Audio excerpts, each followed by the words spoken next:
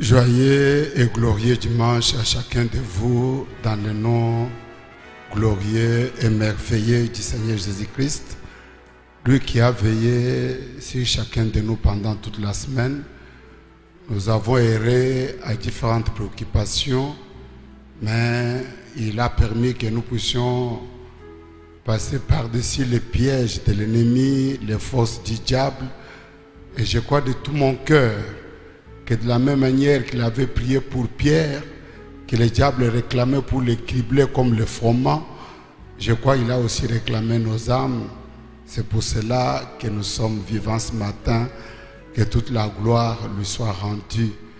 Un dimanche de plus dans le confinement, une occasion spéciale également pour que vous nous donniez une place, non pas seulement dans votre maison, mais aussi dans votre cœur. De telle manière que quand tout le voile sera terminé et que vous vous souviendrez de ces jours, vous puissiez dire, oh, comme la Bible déclare que toutes les choses concourent au bien de ceux qui aiment Dieu, même le coronavirus n'a pas échappé à cette règle. Il avait fallu cette pause, cette fermeture d'église, de toutes les autres activités pour que je puisse avoir la possibilité de me frotter à la grande lumière du temps du soir. Nous allons prendre nos Bibles dans Exode chapitre 3 et nous commencerons notre lecture au verset 1er. Exode chapitre 3, versets 1 à 10. Nous lisons la parole du Seigneur. Moïse faisait paître les troupeaux de Jéthro, son beau-père, sacrificateur de Madian. Et il menait les troupeaux derrière le désert, et il vint à la montagne de Dieu à Horeb. L'ange de l'Éternel lui apparut dans une flamme de feu et au milieu d'un buisson. Moïse regarda, et voici, les buissons étaient tout en feu, et les buissons ne se consumaient point. Moïse dit, je vais me détourner pour voir quelle est cette grande vision et pourquoi les buissons ne se consument point. L'Éternel vit qu'il se détournait pour voir, et Dieu l'appela du milieu du buisson et dit, Moïse, Moïse. Et il répondit, me voici. Dieu dit, n'approche pas d'ici, ôte tes souliers de tes pieds, car le lieu sur lequel tu te tiens est une terre sainte. Et il ajouta, je suis le Dieu de ton père, le Dieu d'Abraham, le Dieu d'Isaac et le Dieu de Jacob. Moïse se cacha le visage car il craignait de regarder Dieu.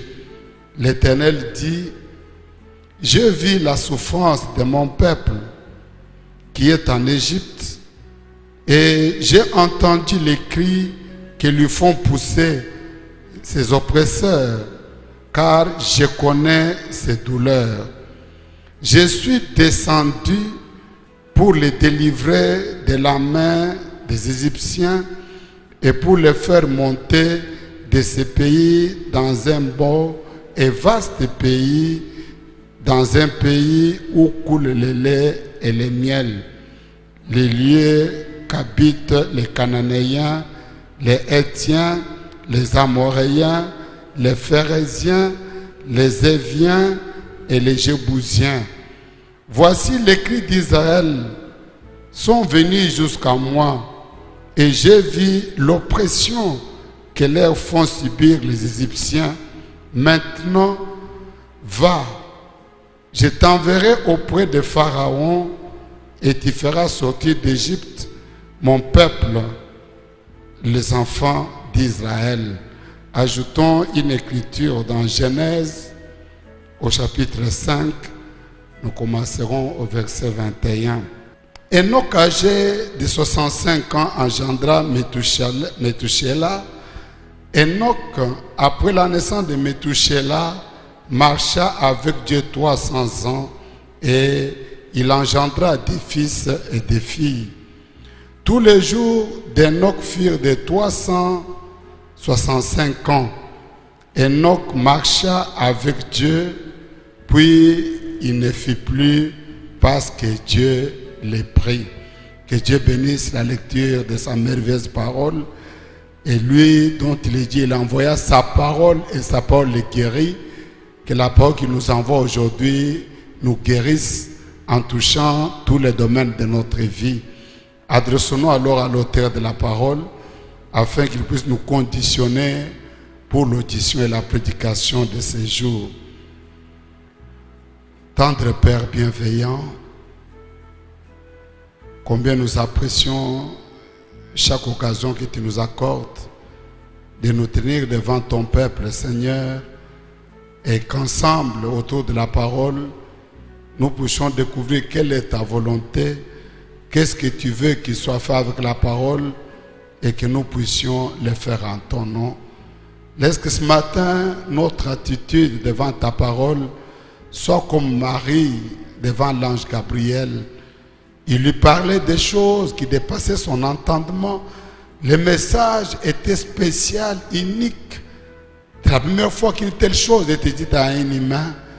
Mais quand l'ange lui expliqua comment les choses arriveraient, il dit, voici la servante du Seigneur, qu'il me soit fait selon ta parole. Laisse que mon Père et mon Roi, tu puisses conditionner ton peuple. De telle manière qu'aujourd'hui, la voix venant depuis les glorieux cieux, Seigneur, traverse simplement les lèvres humaines et parle à chacun d'une manière personnelle, d'une manière particulière. Que ce soit un appel à sortir pour les pécheurs, un appel au retour pour les rétrogrades, un affermissement pour ceux qui sont debout, une guérison pour les malades, une délivrance pour les captifs, une solution pour chaque problème qui se mettrait sur notre route. Au nom puissant de Jésus et par l'autorité de la parole, nous ordonnons à chaque montagne qui essaie de s'élever sur la route de tes enfants d'être déracinés et jetés dans les endroits arides pour qu'ils ne puissent plus jamais paraître sur les routes. Que les anges de Dieu prennent leur place tout autour à partir de ce moment jusqu'à la fin de notre voyage. Prends le contrôle de ce service et bénis-nous en retour. Au nom de Jésus, nous avons prié ainsi. Amen. Amen. Gloire à Dieu. Ce matin, nous désirons, afin de donner un fondement à notre leçon de l'école de dimanche, vous parler de quelque chose qui est apparu, un documentaire qui était préparé par les évangéliques. C'est le matin, avant que je ne vienne, vers 3 heures, que cette pensée m'avait beaucoup frappé et je n'avais plus presque dormi. J'ai dit ça, je dois partager avec le peuple de Dieu. Ce documentaire, je l'avais amené ici à l'époque, je l'avais donné au Cordon Doudou. Il avait diffusé 1 ou 2 fois sur la chaîne Zondo et c'était intitulé « L'instant d'après ». Vous comprendrez pourquoi je commence par cela, car cela va vraiment nous donner une base afin que vous compreniez ce que nous sommes en train de dire. L'instant d'après, c'est un documentaire monté en rapport avec l'enlèvement, mais montrant qu'est-ce qui arriverait juste quand l'enlèvement aura lieu, comment le monde va se comporter. Alors dans ce film-là, le frère montre un couple où l'homme était vraiment accroché à donner à Dieu avec ses 2 enfants, mais son épouse était comme beaucoup de femmes aujourd'hui, très branchée sur le monde, connaissant chaque mode, chaque danse, chaque injure, chaque manière de parler, chaque manière de se saupoudrer, chaque manière de se maquiller, comment tromper les hommes, connaissant tout ça comme ça, mais mariée, allant à l'église. Mais pour elle, l'église, Ça ne lui disait vraiment rien. Alors ils ont évolué comme ça. L'homme qui travaillait à la police, il aimait sa femme, il l'invitait à l'église, la femme ne venait pas. Et quand il revenait, parfois, après une patrouille de toute une nuit, le matin, ses enfants qui aimaient l'église, ils venaient vers lui. Papa, raconte-nous l'histoire de Daniel. Papa, lis-nous l'histoire de Jonas dans le poisson. Papa, parle-nous de Josué qui avait arrêté le soleil. Et le papa prenait du temps, même 30 minutes malgré sa fatigue, pour partager la parole de Dieu avec ses enfants. Ils ont continué comme ça. Les enfants ont aimé le Dieu de leur père.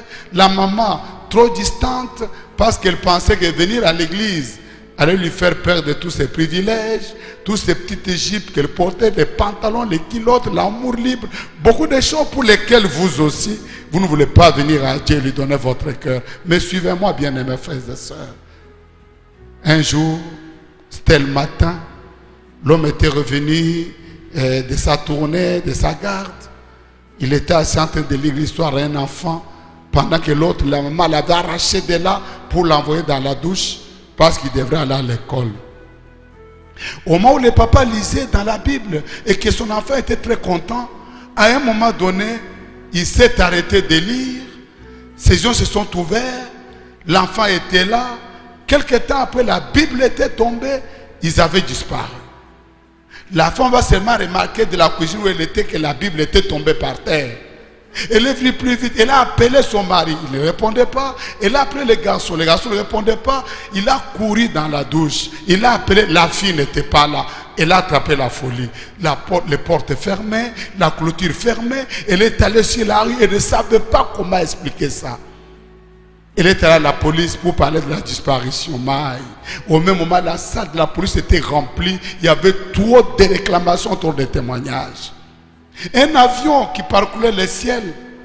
Le pilote, c'était un chrétien né de nouveau qui s'est préparé pour rencontrer Dieu. À un moment donné, le pilote disparaît. L'avion commence à se secouer dans tous les sens. L'avion s'écrase. Tout le monde qui était à l'intérieur passa par la mort. C'était arrivé avec des bateaux. C'était arrivé avec des voitures. C'était arrivé avec des trains. Parfois, c'est la femme qui est là avec son mari. Ils sont en train d'aller pour qu'on la dépose au travail. Et ils sont en train de se chamailler. La femme dit non, toi, je ne comprends pas. Il parle. Et à un moment donné, la femme regarde. Le mari n'est plus là. La voiture va cogner la voiture qui est devant. On le cogne derrière. Les gens avaient disparu. La panique était arrivée sur la terre. Dans ces films-là, on montre même un pasteur qui est venu à l'église après ce moment-là. Certains croyants n'étaient plus là. D'autres là, lui était là. Il dit ce qui vient d'arriver, la police n'a pas de réponse. Mais c'est ce que je vous avais dit ici, que selon 1 Thessaloniciens 4, versets 13 à 18, les morts en Christ ressusciteront premièrement. Les vivants seront changés en un clin d'œil. Et ensemble, ils seront enlevés, ils vont disparaître de la terre. Voilà ce qui est arrivé. Mais ils sont partis, pourquoi toi tu n'es pas parti? Il a seulement regardé, il n'avait que ses yeux pour pleurer. Bien-aimés frères et sœurs, après là, ils ont monté, ils sont entrés, les films s'est emparé d'eux, ils sont allés dans le monde d'Hollywood. Mais normalement, ce qui a été dit dans ce film arrivera. Un jour, la Bible dit, de deux qui seront dans un lit, l'un sera pris, l'autre laissé. De deux qui seront sur le champ, allant peut-être au champ, en train d'épiler, de deux femmes, l'une sera prise, l'autre laissée. Donc il va disparaître. Et vous allez rester là. Ça n'a rien à voir avec le fait d'aller à l'église. Ça n'a rien à voir avec le fait de prêcher. Ça n'a rien à voir avec tous les gestes que nous faisons. Cela dépend de la préparation et de votre relation avec Dieu. Ceci nous ramène tout droit dans notre enseignement, reconnaître votre jour et son message. Ça a pris du temps. J'écoutais un homme de Dieu qui parlait, c'est quoi sans doute, il me jetait une pierre. Je suis à la radio, il dit, Mikologno, on prêche, c'est devenu la série. Vous voulez qu'on fasse la série des Libanais, des Nigériens? Moi, je préfère une série en Christ, où on évolue, au lieu d'être là avec des vaines répétitions. Une maison, on ne mange que les pondous, je vous dis, les enfants n'auront pas une bonne santé. Même là, on ne mange que la viande. Non, la parole de Dieu c'est un plat diversifié où on vous amène ici, on vous amène là-bas, parce que c'est la parole éternelle de Dieu et Dieu n'a pas de commencement, il n'a pas de fin. Alléluia. Voilà pourquoi ce matin, avec notre message, reconnaître votre jour et saint message, nous avons pensé aborder un aspect très particulier et nous prendons pour sujet le 3e exode ou la saison de l'enlèvement des élus. Le 3e exode ou la saison de l'enlèvement des élus. Le 3e exode ou l'enlèvement, la saison de l'enlèvement des élus. Ce 3e exode est un mystère tellement grand, tellement profond, que pour vous en parler, nous étions obligés de rentrer dans Genèse 5 et de prendre la première personne qui a été enlevée de la terre. Cette personne, c'était Enoch. Enoch, quand vous suivez la généalogie, la Bible dit il était le 7e après Adam. Adam engendrait 7, ils sont allés comme ça, et le 7e, c'était Enoch. Pas le 6e, pas le 5e, pas le 8e. C'est pourquoi nous parlons de la saison de l'enlèvement. Le 7e âge de l'Église, représenté par Enoch, le 7e patriarche. Cet homme-là, la Bible dit, quand il a eu 65 ans, il a engendré un fils du nom de Métouchéla. Après la naissance de son fils, Enoch a passé 300 ans marchant avec Dieu. Je vais attirer votre attention là-dessus. 300 ans où Enoch était en train de marcher avec Dieu. Il vivait une vie apparemment ordinaire. Il allait au champ, il allait au deuil, il allait au marché, il couchait avec sa femme, il a eu des fils et des filles, mais pas en même temps qu'il vivait dans cette dimension où on pouvait le voir. La Bible dit qu'il marchait avec Dieu. Il vivait dans des mondes différents. C'est ça qui produit la nouvelle naissance. La nouvelle naissance fait de chaque homme qui naît réellement de nouveau. Je ne parle pas de théories on en a appris. Ça pourrait me prendre du temps d'entrer là-dedans. Des bêtises au niveau de la nouvelle naissance. La nouvelle naissance est un grand miracle qui fait de l'homme une personne double. Une personne sur la terre pour mourir, une autre personne au ciel pour vivre éternellement dans son corps physique. Il est en contact avec le surnaturel. Il est en contact avec le monde invisible. Les anges de Dieu le visitent, il lui envoie des messages. Voilà la nouvelle naissance. Enoch était dans cette dimension-là. Il marchait avec les autres, il avait ses amis, il pouvait rire, il pouvait plaisanter, mais au même moment, alors qu'il y avait des va-et-vient, chaque pas qu'Enoch faisait, il marchait avec Dieu. Il était en train de quitter la terre sur le chemin qui relie la terre avec le ciel. Chaque pas qu'il faisait, depuis l'âge de 65 ans jusqu'à 365 ans, chaque pas s'élevait au-dessus d'un autre. Dans le domaine où il marchait avec Dieu, il allait de gloire en gloire, de gloire en gloire, de gloire en gloire. Un jour, la Bible dit, Dieu le prit, on ne pouvait plus le voir, il disparut. On se demanda, il n'y a pas eu de tombe pour Enoch. On a cherché, au champ il n'était pas là. Là il y avait le bétail, il n'était pas là. Au village voisin il n'était pas là. Au village de sa mère il n'était pas. La Bible dit, Dieu le prit. Il tenait tous ces grands secrets avec lui jusqu'au jour où il disparut et que Dieu le prit. Oui, l'exode. Voilà de quoi je parle. Ces voyages-là avec Dieu, au même moment que nous sommes en train de vivre une vie qui semble ordinaire, où nous avons à manger, nous avons à boire, nous avons des amis, nous avons des enfants. Mais un chrétien, il commence alors à partir de l'autel. La voie de retour dans l'éternité, il remonte vers son origine qui se trouvait simplement à Dieu. C'est à ce moment-là que quelque chose de spécial se passe. Je parle du 3e exode. L'exode, le premier exode dans la Bible, c'est celui des enfants d'Israël. Beaucoup de gens, quand ils veulent parler de l'exode, ils commencent avec Moïse. Non, l'exode commençait avec Abraham, Genèse 15. Dieu l'a appelé en Genèse 12. Il a séparé avec l'autre dans Genèse 14. Il a rencontré comme Melchisedec dans Genèse 14. Dans 13, il a séparé avec l'autre. Au 15e chapitre, Dieu se présente devant Abraham comme une femme avec des mamelles. C'est ça qu'on appelle El Shaddai, Dieu au féminin. Il se tient là et dit à Abraham, je suis ton bouclier et ta récompense sera très grande. Abraham se lève et dit, Éternel, que me donneras-tu? Voici, je m'avais 100 enfants. Eliezer de Damas sera mon héritier. Oh, je désire dire quelque chose à quelqu'un ce matin. Quand Dieu te fait une promesse, ne commence pas à envisager toi-même comment tu vas réaliser cette promesse. Non, quand Dieu dit je vais te donner un avion, ce n'est pas un hélicoptère, ce n'est pas un petit porteur. Quand Dieu te promet des enfants, cela ne suffit pas des neveux, des nièces, des cousins, non, des enfants qui noteront de toi. Quand Dieu te promet le bonheur, il a dit, il est celui qui retire les pauvres et l'indigent de la poussière et les fait asseoir avec les grands de son peuple. Tu n'as pas à aller voler, aller chercher les magiciens, aller chercher les gens qui vont te désenvoûter. Non, tu restes là regardant à Dieu parce qu'au temps convenable, comme l'a dit Habakkuk, amen. Si la prophétie tarde, attends-la, elle s'accomplira certainement. Dieu dit à Abraham, non, ce n'est pas Eliezer de Damas. Je n'ai pas besoin de ton aide. C'est moi qui ai parlé. Je te voyais vieux. Je voyais ta femme vieille. La ménopause était là. Tu es devenu impuissant. Je voulais que ça arrive là. Amen. Pour que quand je vais accomplir la promesse, que Ngandou ne soit pas distrait. Que Ngandou comprenne que tout est possible à Dieu et rien ne lui est impossible. Alléluia.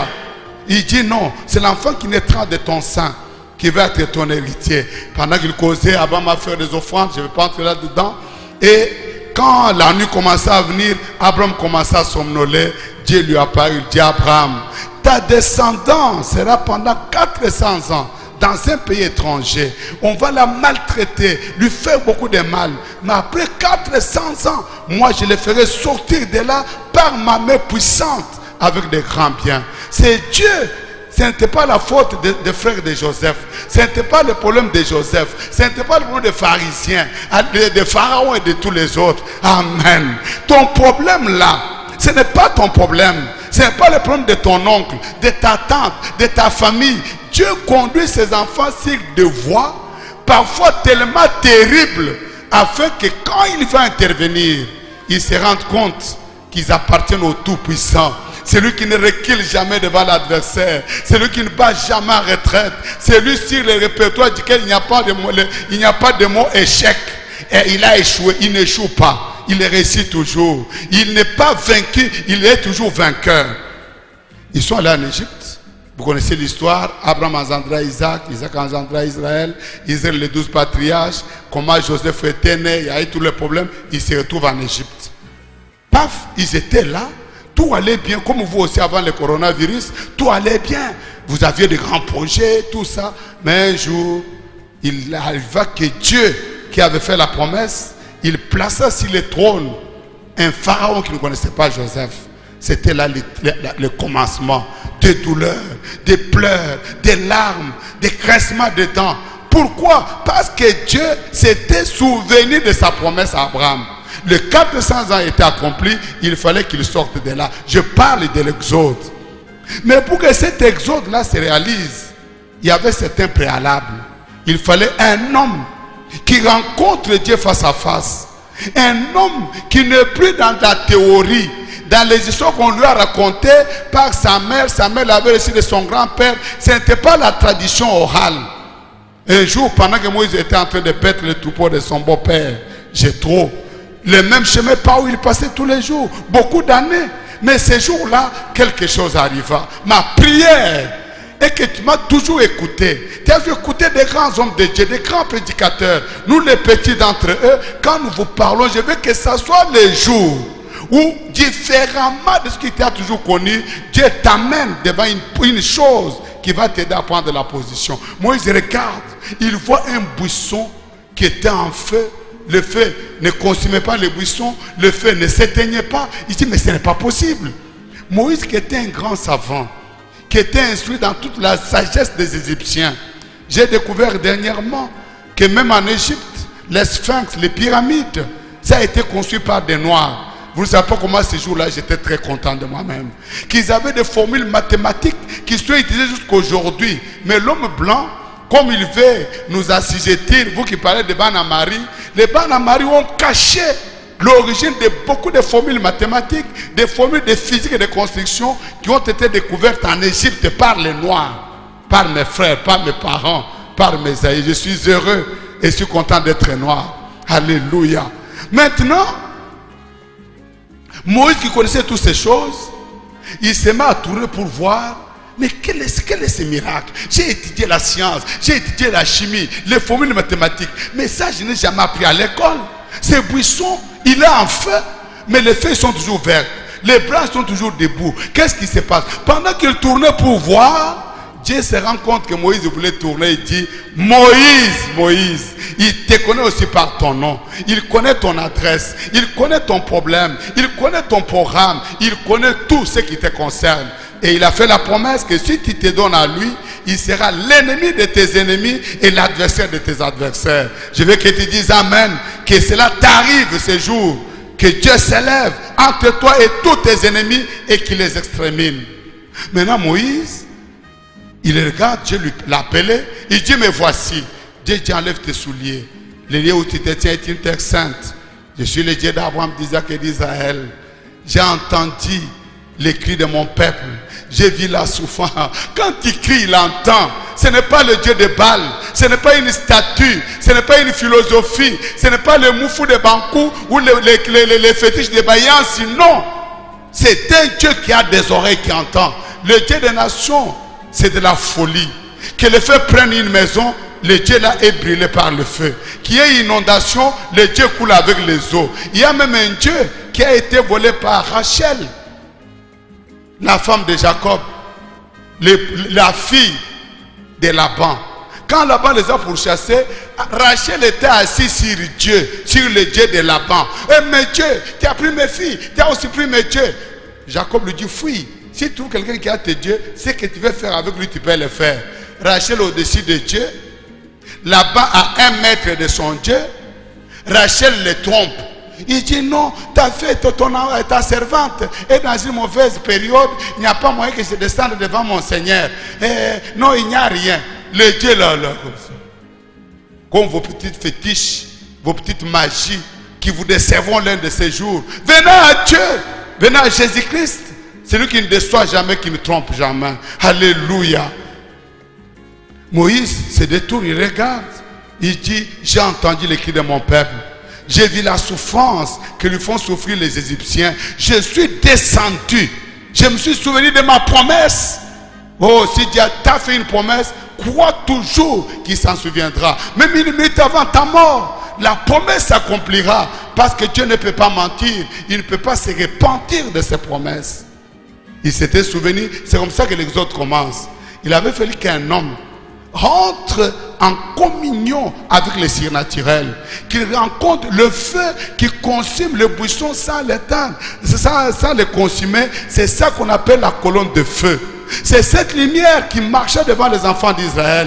Il les a fait sortir de l'Égypte, devant la mer Rouge. Cette colonne de feu pouvait quitter de devant eux, devenir les remparts, la barrière. Il pouvait aveugler les Égyptiens et laisser Israël dans la lumière. Non, j'ordonne au nom puissant de Jésus-Christ que cette même colonne de feu se déplace de devant vous et se mette derrière vous, entre vous et tous vos ennemis. Que ce soit vos oncles, vos tantes, vos collaborateurs, vos chefs. Que cette lumière dont je parle aujourd'hui vous amène à cette expérience où vous deviendrez invincible. On vous cherchera, on ne vous trouvera pas. On vous attaquera, mais vous ne tomberez pas. On vous combattra, mais ne vous vaincra pas. Pourquoi? Parce que la colonne de feu qui était avec Moïse, qui était avec Israël, elle-même va combattre pour vous. Elle était la lumière. Cette lumière-là pouvait ouvrir la mer Rouge. Elle les a conduits dans le désert pendant 40 ans, sans aucune personne faible.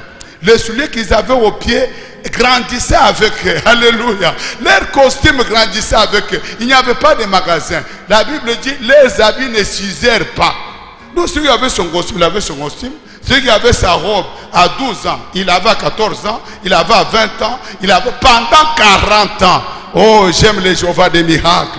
le Dieu de toute éternité. Il y avait un peuple qui était dans la souffrance. Il y a un prophète qui est envoyé vers eux. Le Dieu du ciel descend sous la forme d'une lumière. Il les fait sortir de là pour les faire rentrer dans un pays qu'il avait déjà préparé pour eux.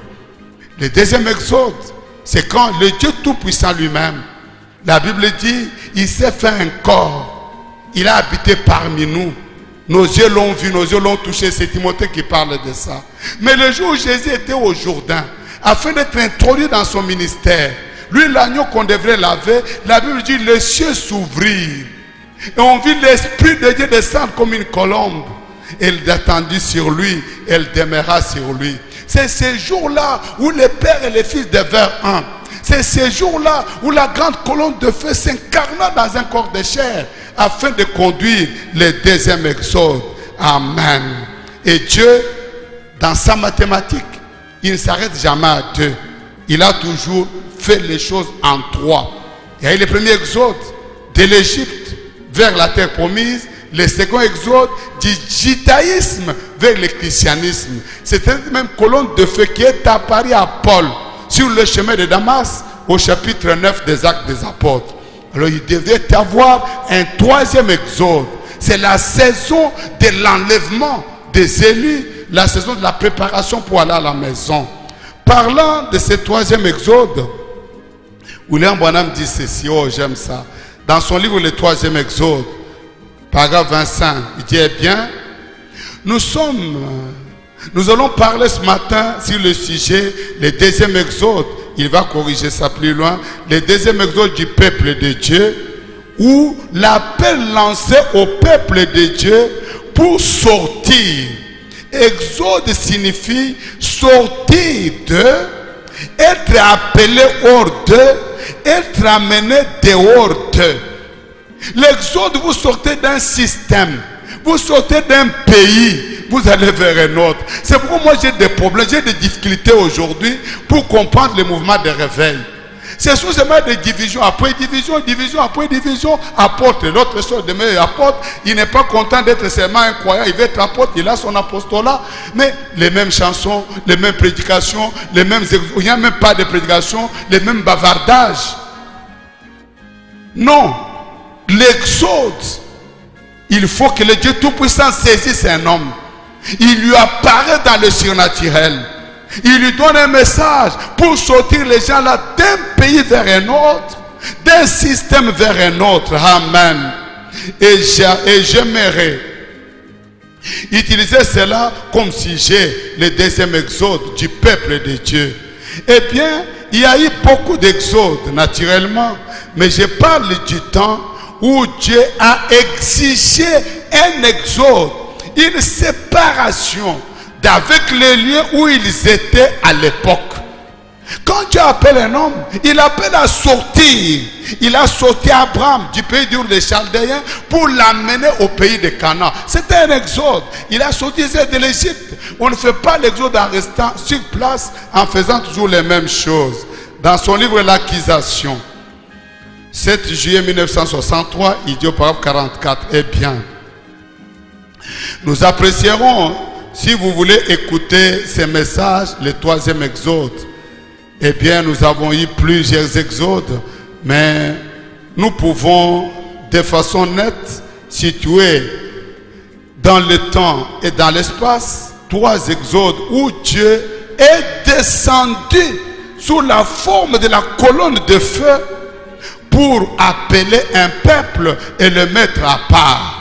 Il y a eu 3 fois où le Dieu Tout-Puissant est descendu. J'ai entendu le cri de mon peuple. J'ai vu la souffrance que lui font souffrir les Égyptiens. Je suis descendu. Dieu venant vers son peuple afin de les tirer de là. L'exode, c'est Dieu sortant son peuple d'un sein pour l'amener dans l'autre. Il y en a eu 3. Amen. Maintenant, c'est la mise à part d'un peuple. C'est cela l'exode. Et nous trouvons que lorsqu'il a appelé pour le premier exode, il alla devant eux dans la colonne de feu et il les conduisait vers un pays où plus tard il leur est apparu sous la forme d'un homme appelé Jésus-Christ. Il vint de Dieu et retourna à Dieu. Et alors, il fut rejeté. Il était alors venu pour appeler un peuple à sortir de la condition formaliste dans laquelle ils étaient tombés, comme quand ils étaient entrés en Égypte. Dieu descend lui-même dans la chair humaine. Au milieu de son peuple, il naît dans une crèche, afin de sortir son peuple de la condition où ils étaient tombés, comme ils étaient en Égypte. Maintenant, il veut les sortir de là. Ils s'étaient livrés au péché et aux voies des Égyptiens. Et Dieu les appela à en sortir. Et maintenant, nous voyons cela, c'est la deuxième fois qu'ils sont tombés en captivité sous l'Empire romain. Ils se sont laissés entraîner dans des créneaux et se sont éloignés de la vraie et sincère adoration. Et Dieu a de nouveau déclenché un autre exode. Et il est apparu sous la forme d'un homme qui conduisait les gens. L'exode de Dieu apparaît sous la forme d'un homme. Le deuxième exode, il commence à conduire le peuple. Même le premier exode, Dieu dit, je suis descendu. On n'a jamais vu Dieu en Égypte. Mais quand l'exode a commencé, on a vu un homme. Mais cet homme-là était conduit par une lumière, la colonne de feu qui conduisait l'exode. Et dans le premier exode, il était une colonne de feu. Ensuite, lorsqu'il est venu sur la terre, dans les pays où il les avait conduits, quel beau type ça sera dans le millénium. Là où il conduit l'église maintenant, nous le verrons tel qu'il est.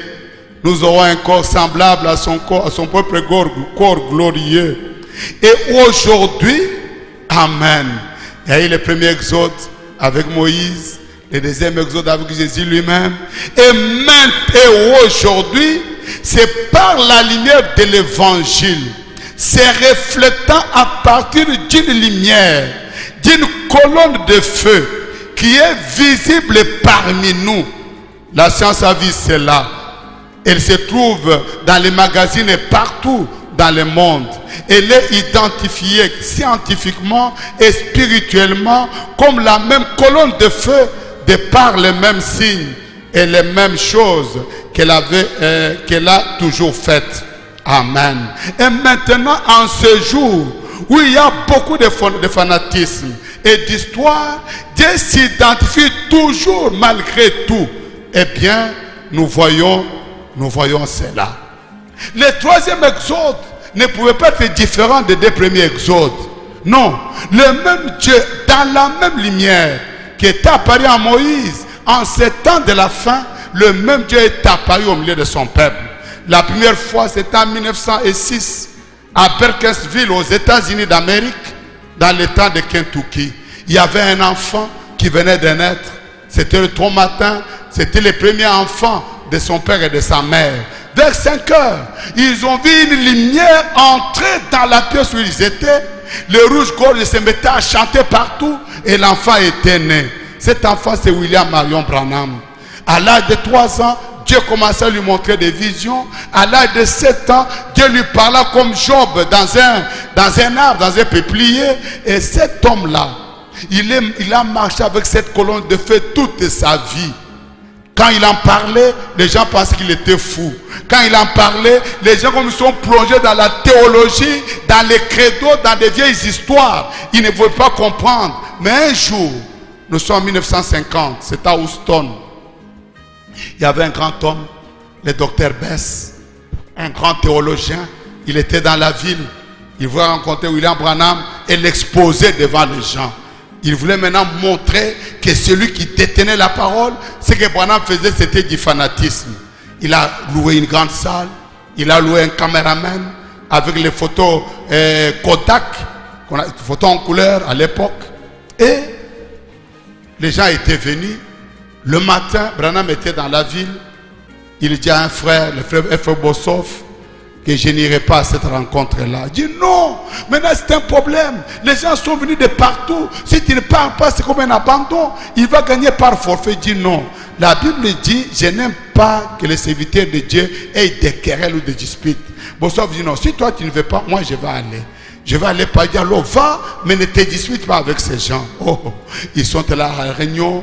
Bessa a parlé, il a démontré comment la guérison divine n'existait pas, comment elle n'était pas comprise dans les rachats. Il était baptiste, il défendait, il disait que c'était la foi baptiste. Après un moment, quand on lui prenait des photos, à un moment donné, F.F. Bossoff s'est levé. Il a dit, je voudrais voir s'il y a dans cette salle quelques frères et sœurs baptistes qui ont été guéris dans les réunions de William Branham. Les mains étaient partout. Bess était en train de regarder. Tout le monde qui était là. Maman guérie, papa guéri, un enfant ressuscité, un enfant qui a marché, un aveugle qui a vu, un boiteux qui a marché. Comment allait-il renier ça? Ils avaient contacté quelque chose de spécial. Bossoff a parlé, il a parlé de 600 promesses en rapport avec la guérison divine qui sont dans la Bible. Il les a démontrées une après une après l'autre. À un moment donné, il avait terminé, il dit, je sais que William Branham est dans la salle, qui vient clôturer la réunion. Branham était venu, quand il est resté, Dieu lui a dit, lève-toi, va à la réunion. Il s'est levé, il s'est camouflé, il était au balcon caché quelque part, mais le même Dieu qui parlait à la chair, le voyait là où il était. Je parle de ça parce que les gens, on vous dit, les photos, vous ne savez pas de quoi vous parlez. Vous allez vous retrouver en enfer pour rien. Quand William Branham est descendu, il était là à la chair, et qu'il voulait parler, montrant comment Dieu était réel, il voulait prier. Il y a eu comme un tourbillon qui est entré dans la salle. Un grand mouvement, le vent comme dans la chambre haute. William Branham dit, je n'ai pas besoin de parler, il vient de parler lui-même. Terminé la scène, il a prié, les gens étaient congédiés. Les photographes qui étaient invités par le docteur Bess, pour que quand Branham va venir, il puisse faire déjà avec les coups de main, pour lui arracher les lèvres, pour parler Matthieu 5, Matthieu 4. Il est parti au laboratoire pour laver les photos. Si les 36 poses, 35 poses étaient noires sans aucune image. La seule photo où il y a eu l'image d'un homme, c'est la photo que vous avez ici. Non, ne parlez pas de choses dont vous ne connaissez pas. L'homme était troublé. Il est rentré vers le frère Branham. Il dit, frère Branham, je ne comprends pas. Le docteur Bess m'avait appelé. J'ai pris des photos, mais tout est brûlé, sauf cette photo. Je vois que les choses comme une lumière. C'est quoi ça?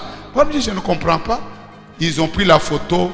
Ils ont envoyé ça au FBI, la police fédérale américaine. Il y a un monsieur Georges Lassie. Il a étudié les empreintes digitales et les faux documents. Il a regardé pour voir si on n'avait pas juxtaposé des choses pour produire cette lumière. Il a tout essayé, les rayons laser, tout, sans aucune réponse. Il a appelé le frère Branham. Il a dit, frère Branham, je pensais que ce que tu faisais là, c'était de la psychologie. Mais aucun appareil photographique ne peut photographier une psychologie. Une lumière surnaturelle a frappé l'objectif. Un grand connaisseur, un grand homme, un homme de grande renommée. Toi, tu es là en dessous d'un arbre, comme tu n'as rien à dire, attendant que, comme les frères au service, qu'on te donne la bouffe. Mange la bouffe seulement, ne te complique pas la vie. Alléluia. Maintenant, la photo était là, elle est dans toutes les misères, elle est même à Washington DC. Amen. La même colonne de feu qui avait conduit les enfants d'Israël. Écoutez comment lui-même en parle. Il dit, nous vous demandons peut-être, si vous le pouvez, d'obtenir le message sur le 3e exode. La 3e fois que la lumière, que l'ange du Seigneur, qui avait appelé le peuple à un exode, s'est fait visiblement voir sur la terre, dans un exode.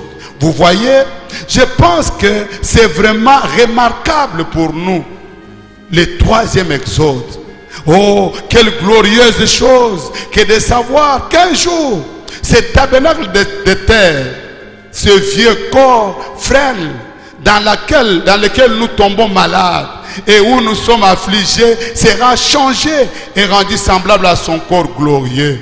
Alors nous le verrons tel qu'il est. Amen. Et nous serons avec lui dans le pays vers lequel nous nous dirigeons aujourd'hui.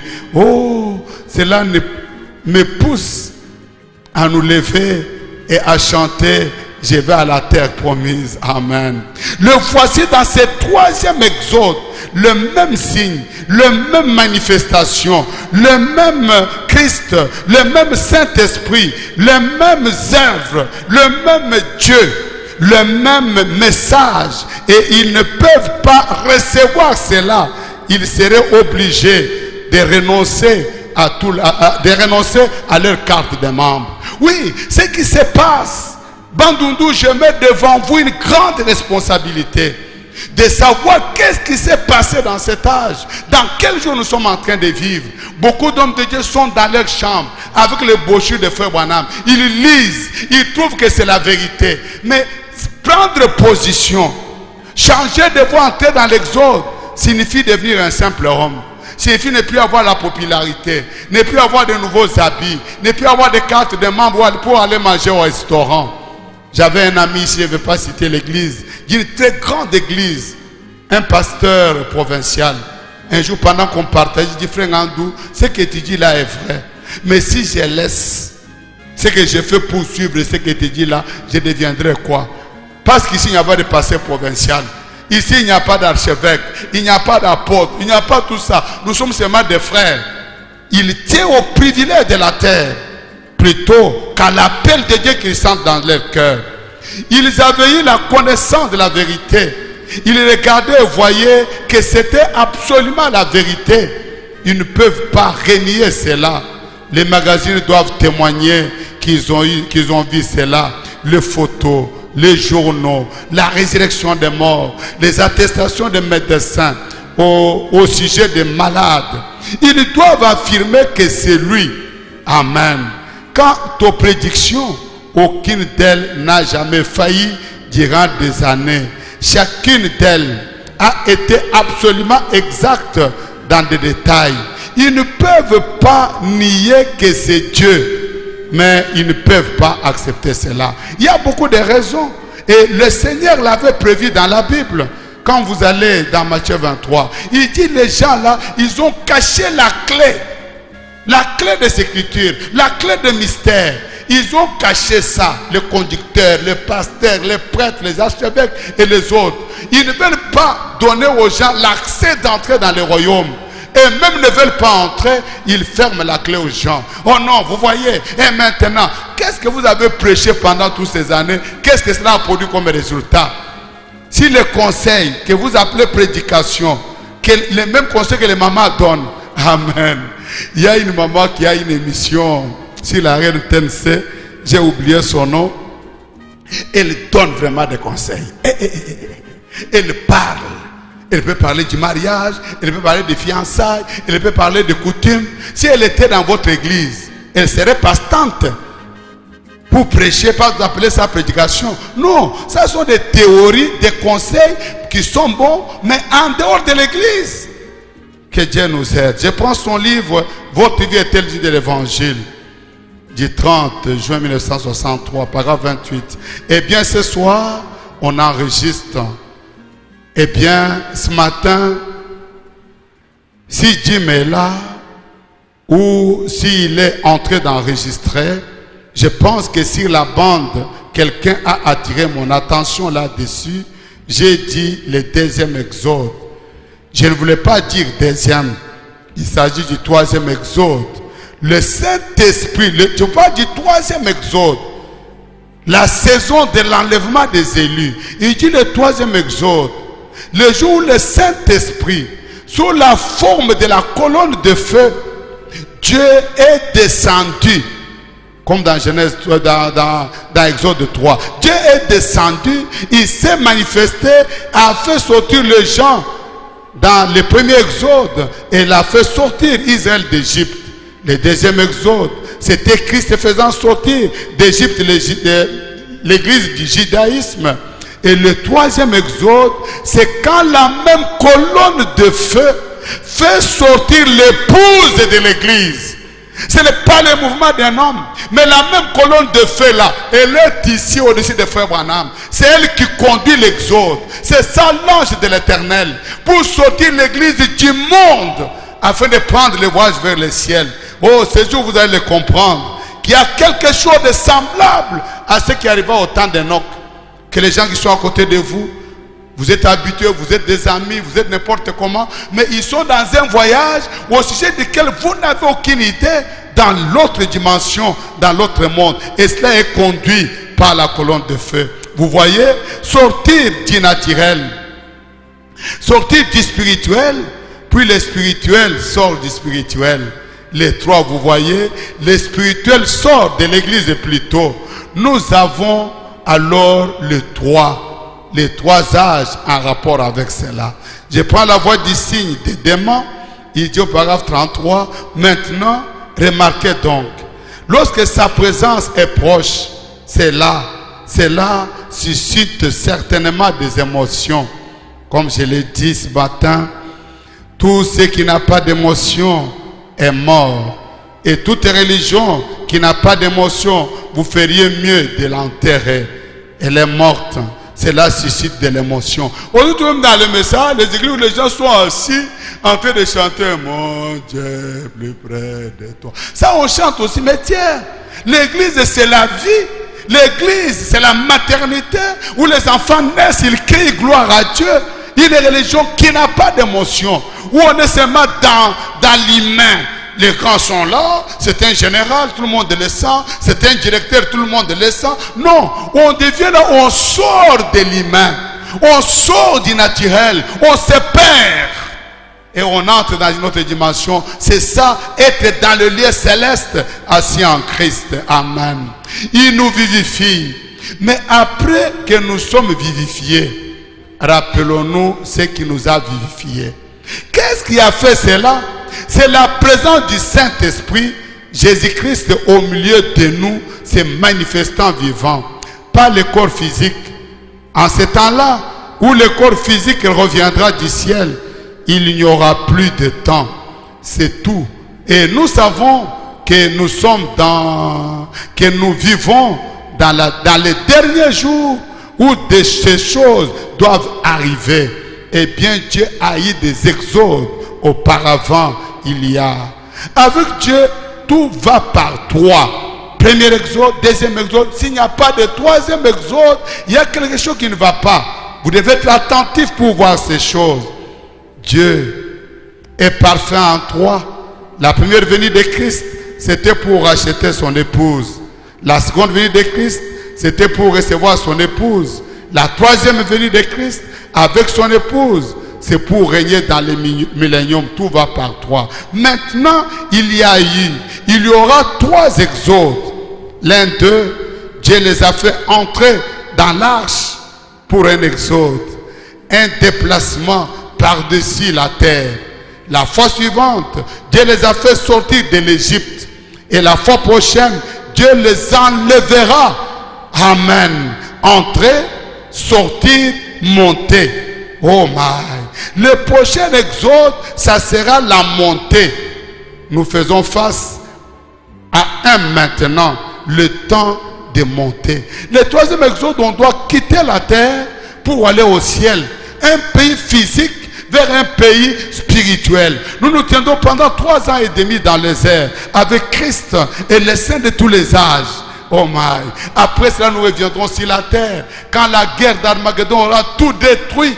Oh Dieu, la Bible dit dans Malachie chapitre 4 verset 1, nous marcherons sur la cendre des méchants. C'est quand ils seront brûlés par le feu qui va bientôt descendre. Mais avant que le feu descende, c'est comme les Américains, quand ils veulent brûler Kinshasa, vous trouvez il y a déjà à Brazza des militaires qui sont là pour prendre les leurs et les faire fuir. Dieu fait la même chose. Avant qu'il ne brûle tous les méchants, tous les incrédules, les adultères, les impudiques, les voleurs, les tricheurs, le méchant, avant que le feu ne brûle ces gens, nous partirons de la terre.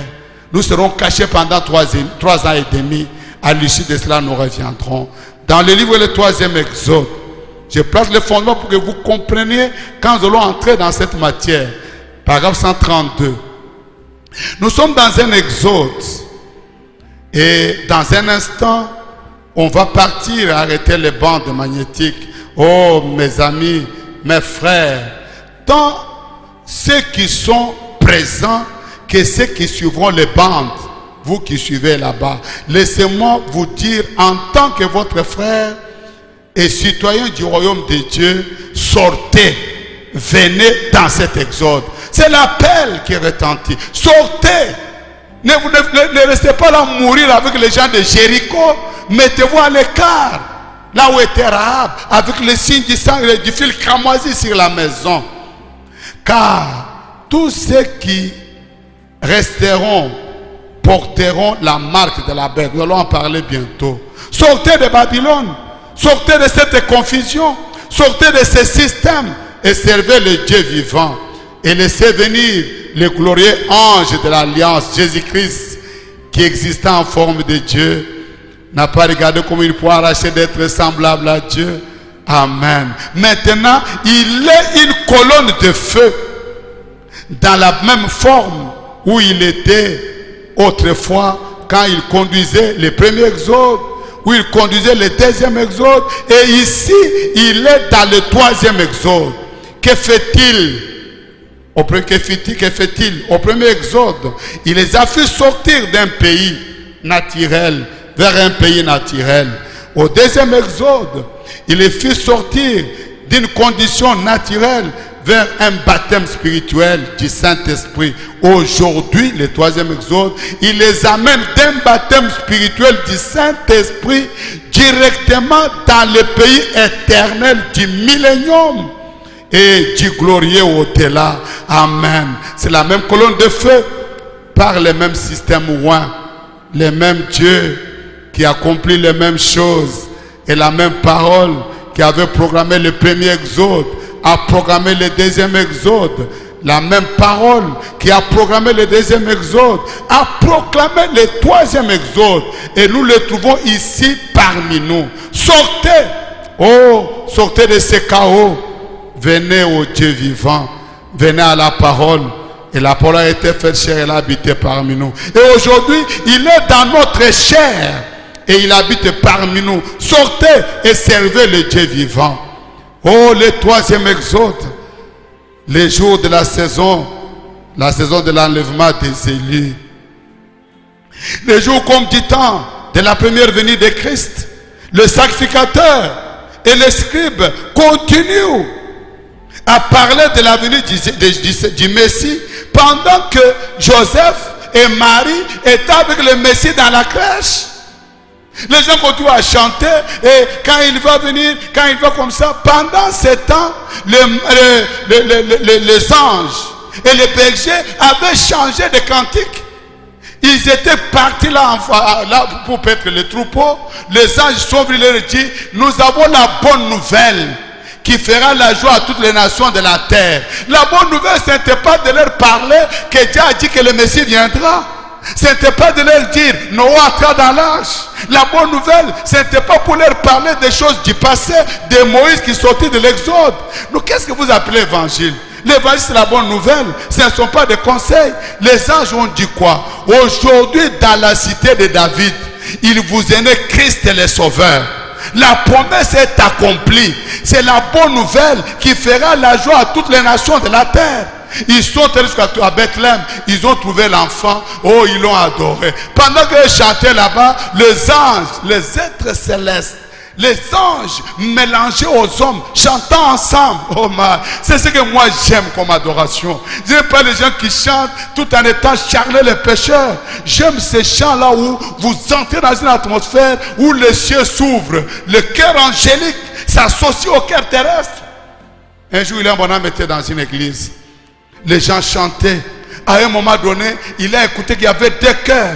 Comme les chants, il y a des chants qui venaient du plafond, les chants qui venaient d'en bas. Il dit à sa femme: est-ce que tu vois? La femme ne voyait pas. Il demande à une autre dame: tu entends? Elle n'entend pas. Il dit: c'est pas possible. Quand il a terminé la réunion, il a vu le pasteur. Il dit: pasteur, quelque chose est arrivé. Je ne comprends pas. Pendant qu'on chantait ici, il dit: oh frère Branham, ça arrive constamment dans nos réunions. Quand nous commençons à chanter, nous nous lâchons, nous nous libérons, nous entrons dans cette présence, nous entendons ces voix angéliques chanter au-dessus de nous faire écho. Voilà le vrai christianisme. Amen. Pendant que les anges chantaient, les autres étaient là toujours avec les vieux credos. Ils continuaient à se disputer, à s'injurier. Pendant que les sacrificateurs attaquaient les Sadducéens attaquaient les Hérodiens. Les Hérodiens impressionnaient le peuple. Les mages en Orient, ils avaient vu l'étoile. Ils étaient en train de les suivre. Ils ont suivi l'étoile jusque là où était le Messie. Frère, ma prière est que Dieu nous aide. Nous sommes en train de vivre les jours les plus glorieux. Amen. Les jours les plus glorieux. Pendant qu'ils étaient aveuglés par des enseignements donnés par des hommes aveugles, des conducteurs qui n'avaient rien qu'aveuglant les gens, le mage, amen, suivait l'étoile. Et aujourd'hui, l'histoire se répète. Dieu confirme sa parole. Et le troisième exode est en marche. Le Dieu Tout-Puissant, en train de rassembler son peuple. Et pendant cet exode, il y a un voyage. Je vous ai dit que, comme un ox, moi j'ai lu Genèse 5, les hommes marchant avec Dieu sur la terre, pendant qu'ils sont en train de vivre une vie avec les autres. Comme je suis là en train de prêcher, toi tu es là en train d'écouter, mais en réalité, moi je suis en train de faire un voyage, m'approchant un peu plus de Dieu. Amen. Comme Paul l'a dit, nous tous qui les visage découvert, contemplons comme dans un miroir la gloire du Seigneur. Nous sommes transformés, changés en la même image de gloire en gloire. Je suis dans un voyage. Exode signifie voyage. Église signifie exode. Sortir de pour entrer en. Je suis dans ce voyage-là de la terre vers le ciel. Oh, gloire à Dieu. Mon âme s'emballe quand je commence à parler de ces choses. Et je voudrais que Dieu ouvre votre entendement et que vous compreniez les Écritures. Vous comprenez dans quel âge vous êtes. Ne vous arrêtez pas en cours de chemin. Ne vous contentez pas d'être un musicien, un prédicateur, un membre de protocole, un pasteur. Rencontrez le Dieu vivant. Comme un oc, il y a une marche vers le ciel qui est entamée. Amen. Une marche vers le ciel est entamée par un groupe de gens ordinaires. Couchés à côté de vous, couchés à côté de leurs frères et sœurs, assis à côté de vous à l'église, assis avec vous dans les auditoires, allant avec vous au bureau, étant votre travailleur, parfois votre chef. Vous pensez que c'est un homme ordinaire comme vous. Mais comme nous l'avons vu dans l'instant d'après, un jour vous viendrez ici, pendant que je suis en train de prêcher, les autres sont en train de filmer, ils voient seulement quelque chose arriver, les micros tombent, je ne suis plus là. Ils cherchent ici devant, il n'y a plus rien. Quand ça arrivera, n'hésitez pas, allez prendre ma voiture et deviens pour vous. Allez entrer dans mon bureau, prenez tout ce qui est, prenez l'ordinateur, je n'en aurai plus besoin, je ne retournerai plus ici. Nous sommes dans un voyage. Amen. Pourquoi ce voyage? Nous sommes dans un temps où l'éternité et le temps chevauchent ensemble. Nous sommes dans un temps où l'exode vers le ciel a commencé. Voici les jours dans lesquels nous sommes. Le ciel est sur la terre et l'enfer est sur la terre. Le temps où l'éternité et le temps se chevauchent à nouveau. Comme au jour de la Bible dans la Genèse. Vous savez, quand Dieu a créé le monde au commencement, il y avait un chevauchement. Il y a eu un temps où l'éternité entrait dans le temps. Le temps avait commencé, mais comme l'éternité était au-dessus, on appelle cela la dispensation de l'innocence. C'est là où Adam pouvait être couché à côté d'Ève. Ils étaient tous unis, ils n'en avaient pas honte. Ils ne savaient pas ce qu'était une femme. La femme ne savait pas ce qu'était un homme. C'était comme des enfants, des innocents. Le diable est venu, il a brisé cette innocence-là. Et au temps de la fin, la même chose se reproduit. Le ciel et la terre marchent ensemble. L'éternité rentre dans le temps. Les hommes marchent sur la terre, mangeant, buvant, faisant tout le reste, mourant à cause de la durée de leur vie. Mais dans leur âme, alléluia, dans leur cœur, un voyage a commencé pour les amener dans l'éternité. Là, ils seront toujours avec Dieu. Merci Seigneur. Cela n'est pas une théorie. Maintenant, donnez-moi votre attention. Je vais dire quelque chose de très grave qui est en train de se passer, mais vous êtes en train seulement d'être aveuglé. Dans son livre, Christ est révélé dans sa propre parole. 22 août 1965. Au paragraphe 160, la Bible dit: il y a ici une petite dame. Elle n'est pas de cette organisation. Elle n'est pas de cette assemblée. Elle vient d'ailleurs. Et elle est venue ce matin. Elle avait avec elle une photo. Écoutez-moi bien. Elle a donné à mon fils. Elle était très étonnée. Je ne sais pas si elle a déjà entendu parler de ceci ou pas. Je ne sais pas. Elle avait une photo de cet ange du Seigneur qui était sur les 7 sceaux, les 7 arcs de l'église, les 7 sceaux qui ont été ouverts là-bas.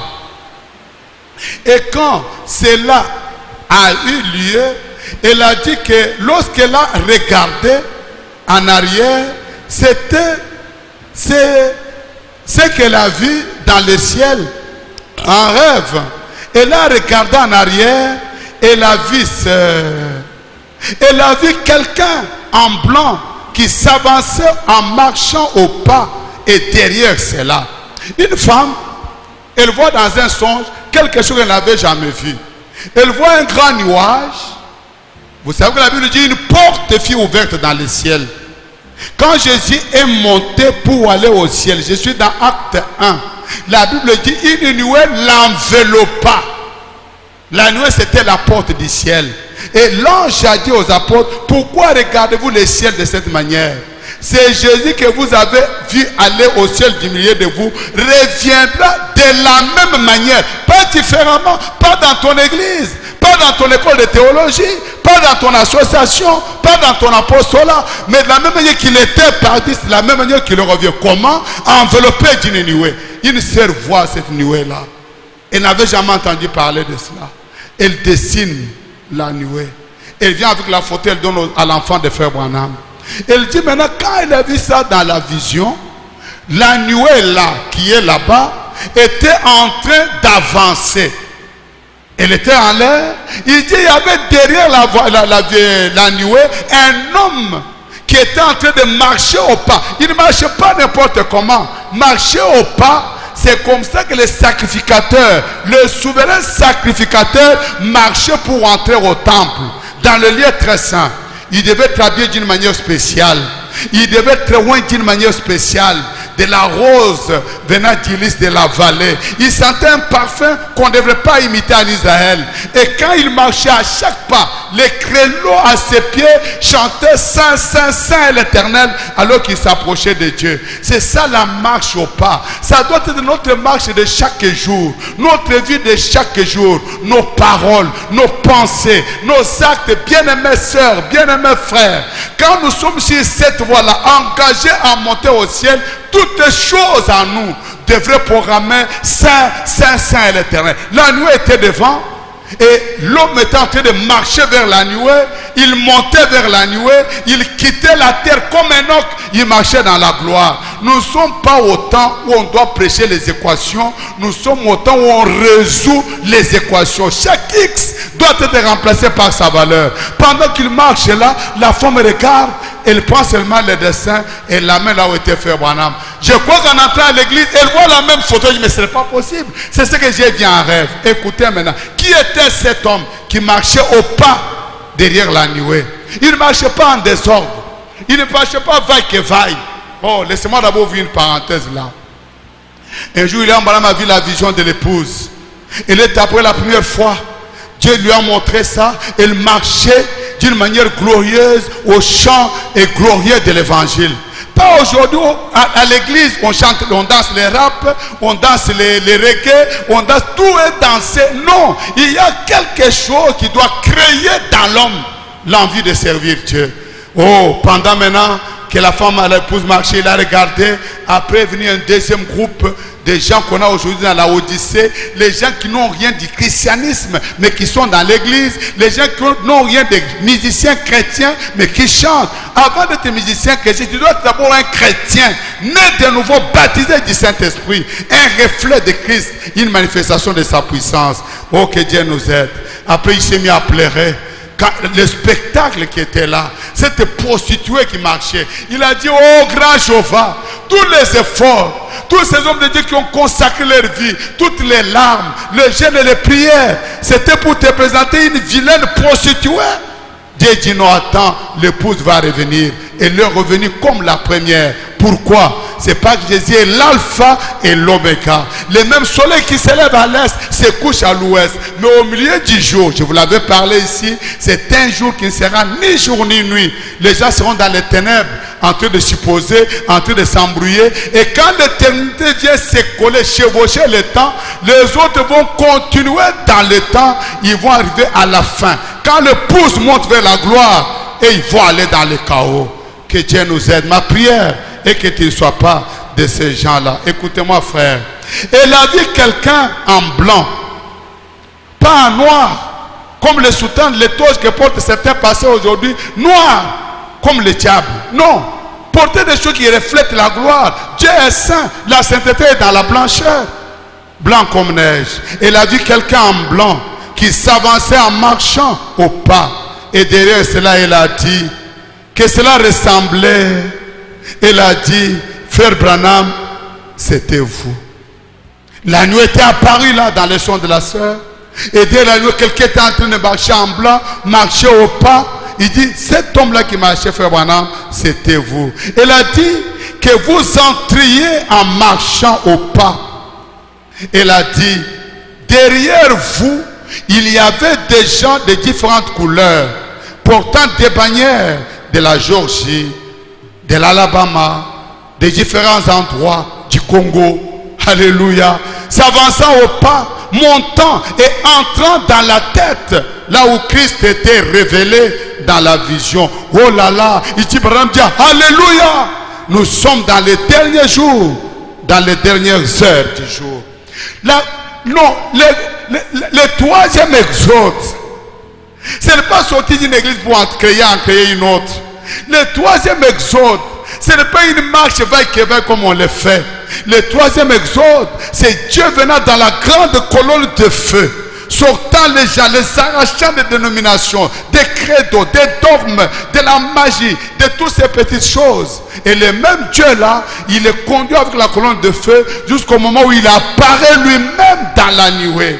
Quand il apparaît là, il y a quelqu'un qui est devant nous avec la colonne de feu sur sa tête, en train d'entrer dans la nuée. La porte qui s'est ouverte dans le ciel, la porte par laquelle Jésus est entré au ciel. Nous montons vers cette nuée-là.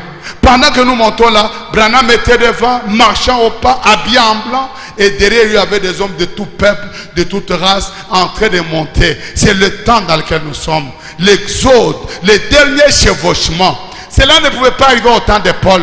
Il fallait que les autres hommes viennent. Ça ne peut pas arriver au temps de Pierre, d'Irénée, de Colomban, de Martin. C'est le dernier signe, le dernier message.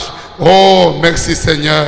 Alors que nous vous parlons de ces choses, nous pensons à Josué qui arrêta le soleil afin d'achever le grand travail qu'il avait à faire de la part de Dieu. Il avait commencé, il voulait que ça se termine.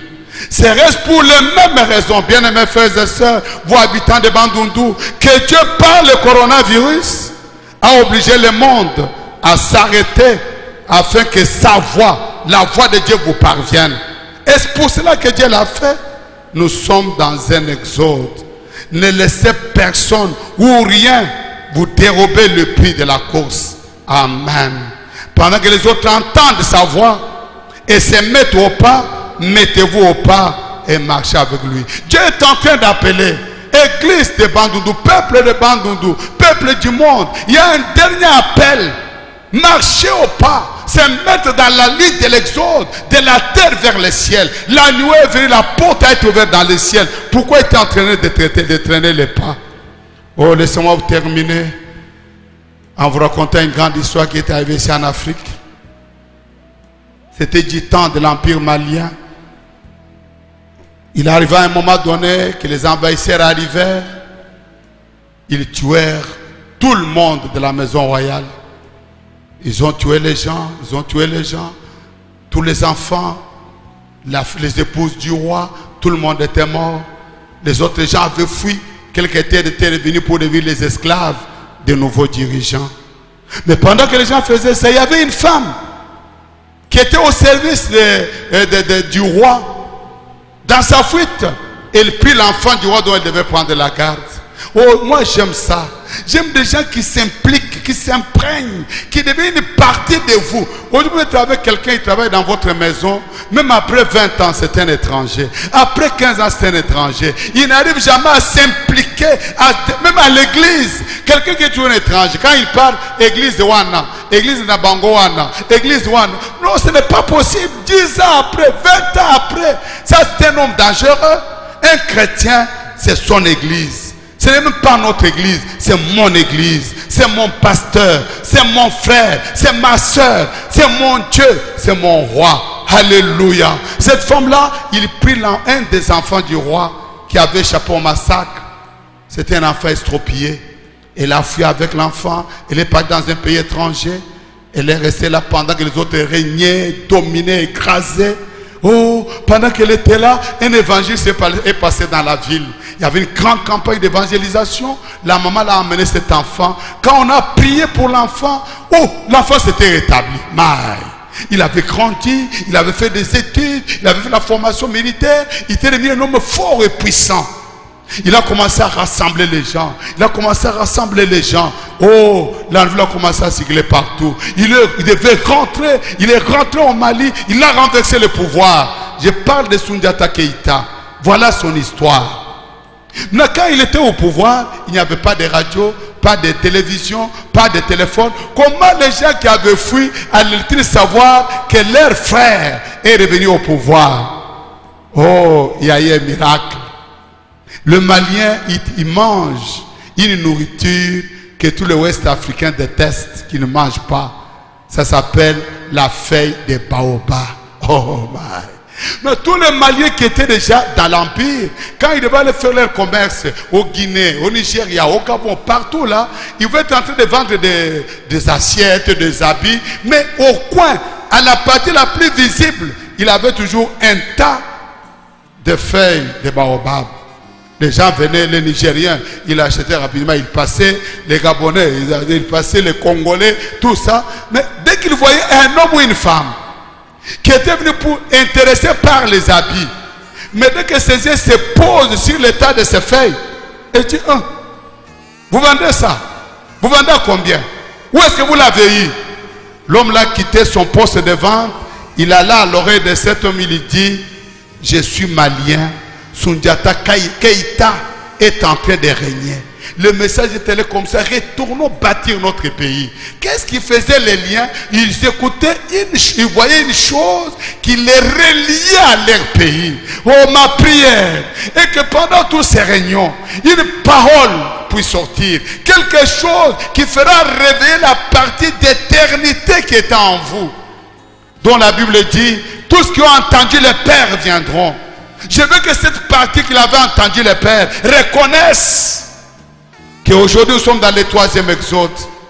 Que ça fait longtemps que les hommes sont en marche. Peut-être que c'était la dernière personne que Dieu est en train d'attendre. Vous les croyants du message. Pourquoi pensez-vous que nous avons chanté? Nous marchons dans la lumière, nous marchons. Dans la lumière, nous marchons. Dans la lumière de ces jours. Marchons, marchons dans la lumière. Marchons, marchons dans la lumière. Marchons, marchons dans la lumière de ces jours. Écoutez. Nous montons à la maison, nous montons à la maison, nous montons à la maison de Dieu. Montons, montons à la maison, montons. Dans le corps physique, quand j'essaie de monter, le pied revient en bas. Mais l'être intérieur, c'est véritable moi qui a été créé à la nouvelle naissance. Quand je monte comme ça, il est en train d'entrer dans la nuée. Un jour, la porte se fermera, comme se ferma la porte de l'arche. C'est Dieu lui-même qui ferma la porte quand le dernier lui était entré. Mon frère, ma soeur, chers téléspectateurs, Amis serviteurs de Dieu, ne continuez pas à marcher la tête baissée. Ne continuez à courir comme cela en vous disant « je m'en fous ».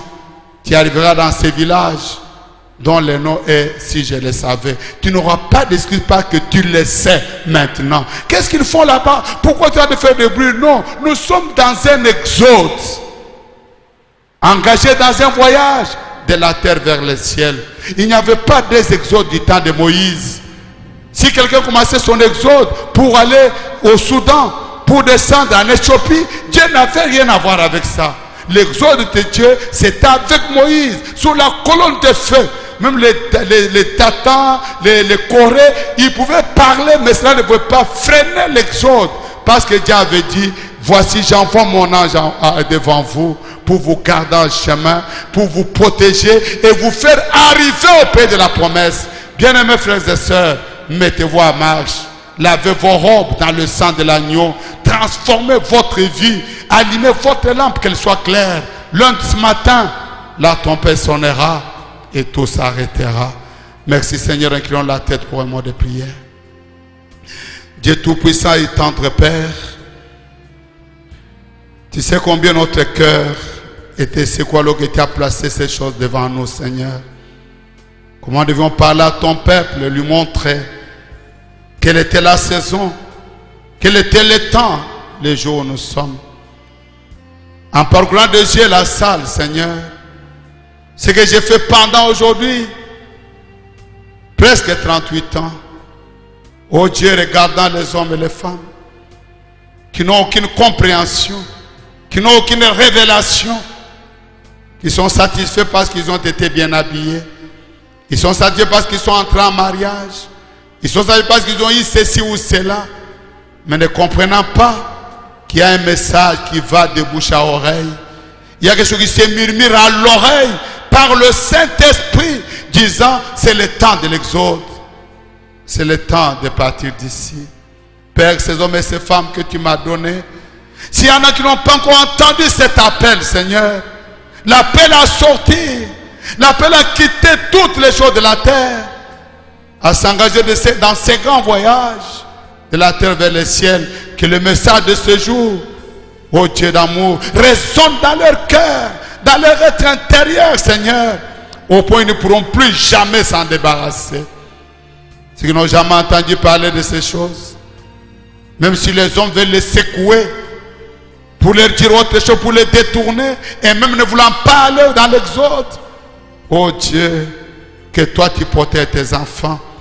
Je suis heureux de savoir qu'il est écrit dans ta parole qu'aucun élu ne sera séduit.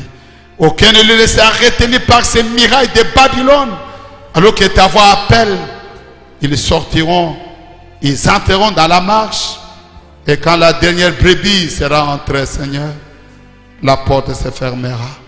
Père, puisse-t-elle entendre la parole aujourd'hui, parce que nous sommes fatigués d'être ici. Fais-le pour ta gloire. Bénis ton église, bénis tes enfants, rencontre leurs besoins, exauce les prières.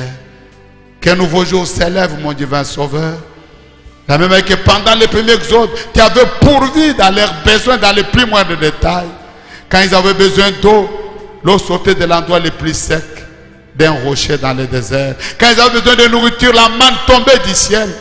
Quand ils avaient besoin de viande, la caille venait de la mer. Ô grand Jéhovah, quand ils avaient besoin de guérison, il y avait les serpents d'airain. Dans le deuxième exode, c'était la même chose. Tu multipliais les pains, tu ressuscitais des morts, tu guérissais les malades. Tu avais mis l'argent dans le cœur de poisson. Dans ce troisième exode, il y a beaucoup de besoins, Seigneur. Oh Dieu, toi, Jéhovah Jireh, le Dieu de notre Père Abraham, envoie tes anges pourvoyeurs pour voir à tous les besoins de ton peuple, rencontrer leurs besoins, et que la présence de Jésus qui est manifestée dans la colonne de feu puisse atteindre chaque homme, chaque femme, chaque maison pour détruire les œuvres du diable et élever ton nom, Seigneur. Merci pour ce jour. Que la semaine commence dans la victoire, dans la réconciliation, dans le témoignage disant que l'exode a commencé. Marche avec nous et conduis-nous. Éclaire notre sentier, Adonai. Aplanis tes voies sous nos pas. Au nom de Jésus, nous avons prié ainsi. Amen. Amen, gloire à Dieu. Nous avons terminé pour ce jour. Que le Dieu Tout-Puissant soit votre partage et que sa bonté vous soit multipliée, renouvelée chaque matin. Ma prière est que si vous n'avez jamais été dans cet exode, sortez de toutes ces histoires, entrez dans l'exode, prenez votre envol vers le ciel. Un jour, ça sera trop tard. Qui sait si ce n'est pas le dernier appel? Qui sait si ce n'est pas la dernière occasion que Dieu t'offre? Ne remettez pas à demain. Mais aujourd'hui, soyez réconciliés avec Dieu. Soyez bénis par sa présence. Et que le succès et le bonheur soient votre partage. Je réclame que l'ange de l'Éternel qui conduisit le premier exode, qui a conduit le deuxième exode, qui a conduit le troisième exode, Branham dit, cet ange de l'Éternel ne quittera jamais l'église. Partout ce message sera prêché, l'ange sera là. Oh, je suis heureux d'avoir prêché ce message dans la présence de l'ange. Et je lui demande de vous rejoindre, de vous secourir, de vous protéger, de vous bénir. Que la grâce de Dieu vous soit multipliée abondamment au nom de Jésus-Christ, jusqu'à ce que nous nous retrouvions à nouveau.